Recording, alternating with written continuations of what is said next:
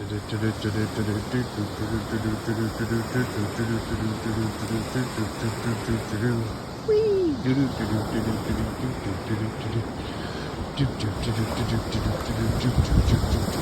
all, Ryan here from Planetary Lapidary, and welcome to another rock hunt on the western shore of Lake Michigan. I'm back again in Kewaunee County at Stromat Beach, what I call it. I have one goal for today actually, and that is to find my first Uperlite. I know they're on this beach. I've seen videos of people rock hunting this beach and finding them, so that's our goal for today. And I'm sure we'll find some good stromats since we are at Stromat Beach. So without further ado, let's get into it.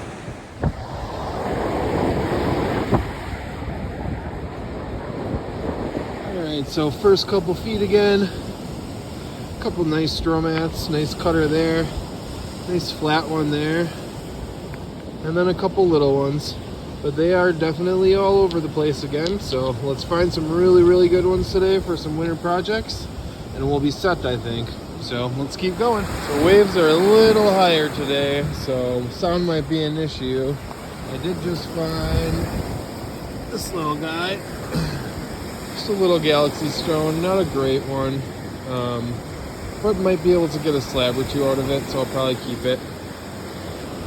And again, there's just stromatoporids everywhere. I'm not gonna pick up a ton today unless they're really nice, big. Oh, here's a huge piece of Favicites right there. Woo, a really big piece, actually. Look at that. Nice. All right, well, like I said, I'm not going to pick up too many stromats. I'm going to try to find some other cutting stuff today, and the Uperlite. So let's see what we can get. Okay, so I did find these two. This one's got like a big pocket in the top. My son kind of just went away. But it's like that orange, I don't know what material it is. Orangey something again. So I'm going to bring that home and cut it, see if it's clear inside. And then this is our first piece that's got some cold water stuff going on in there. You can see all that cold water patterning right there. All the way around it pretty much. Nice chunk. Might just be chert with some cold water in there, but it's definitely in there. So that's a sweet find. It's a good cutting size too. So I'll probably end up cutting through that one just to see. Oh, there's some sun. All right, so let's find some more like that. Let's go. A couple more here. A little piece of Favicites. I got a lot like that, so I'm gonna leave that for somebody else. And then one super nice cutter stromat. Look at that patterning right there. That'll be sweet to cut right through, and it goes all the way through, so that'll be a perfect size cutter. So let's find a couple more like that for sure. And honestly, these Uperlites, I mean, they could look like any of this. And I'm not gonna lie, I cheated. I brought my light out here, so I've been just, shining it on a couple of these, see if anything glows, but nothing so far, so I will definitely keep looking. All right, let's go. A couple more little finds. Got a nice piece of Syringopora. Kind of goes all the way through both sides, so that's not a bad one. It's a little gritty, but I'm gonna take it anyway. That's a good example of one. And then we got this, which is just really quartzy. It's got a lot of blushy yellow in there. So maybe just some type of granite, or I'm not positive, but it's a good cutting size. So I think I can get some good slabs out of that and good cabs with that white and yellow. Yellow is actually hard to come by, so I'm gonna definitely keep that one to cut too. All right, let's find some more. Just found this guy, my favorite. Sorry, the sun went away, but that contrast right there is my favorite. Brown and like gray or blue, and it kind of shoots through on this side too, all the way around. So that's a really good one. I'm gonna shine that thing up for sure. All right, we're getting to a really good area coming up here, so I foresee seeing a lot of cool stuff. So let's go get it. Cool little find here, just a solid piece of basalt on this side. And then it's got these sweet crystal impressions in the end. Not gonna take it, it's a little big, but just a really cool piece. Just how stuff can grow inside of other stuff like that is awesome. All right, let's find some more. It's so funny how these waves are so unpredictable. They'll be way up there one time and then they'll come way up here the next time. Oh, I just saw something right there. Yep, right next to that big rock. Ooh, yeah. Right there. Ooh, that's a sweet galaxy stone. Ooh, look at that. I don't know now if it's too bright. Big red pockets in there and blue, yellow. That's an awesome one. Good cutting size too. Sweet. Let's see if there's anything else right here. I'm sure there will be. Oh, there's a Stromat. Kind of an orangey calcite-y one. What else we got?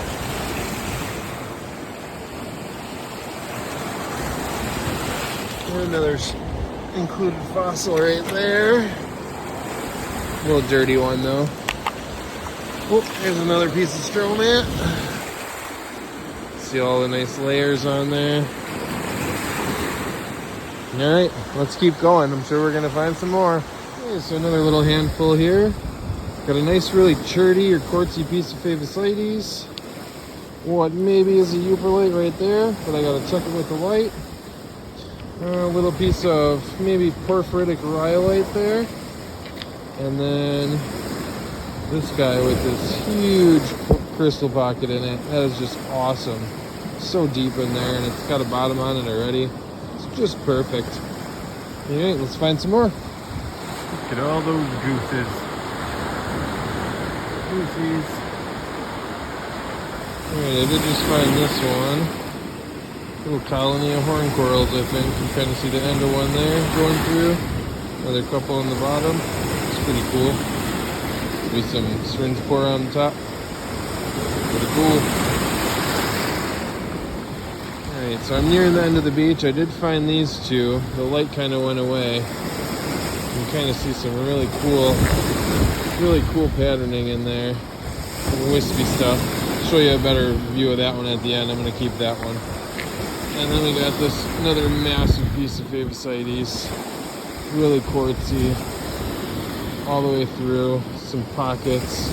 Again, lost all my light, so we'll show you that one too. I'm going to keep that one.